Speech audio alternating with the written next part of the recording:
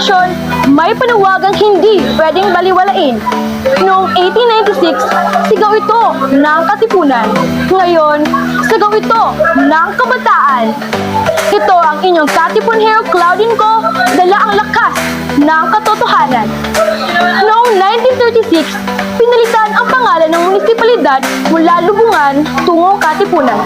Nahango sa salitang Tagalog na tipon na nangangahulugang pagkakaisa.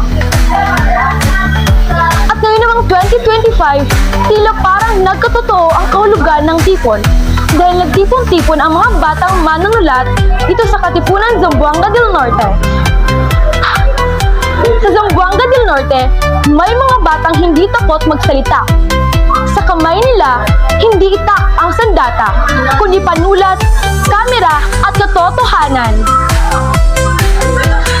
At sa panahong tahimik ang karamihan, may mga boses na hindi natitinag. Sila ang makabagong katipunero. Lumalaban hindi para sumikat, kundi para ipagtanggol ang bayan. Ito si Claudine Ko, ang inyong katipon hero, kasama ang henerasyong hindi takot matawag na makulit.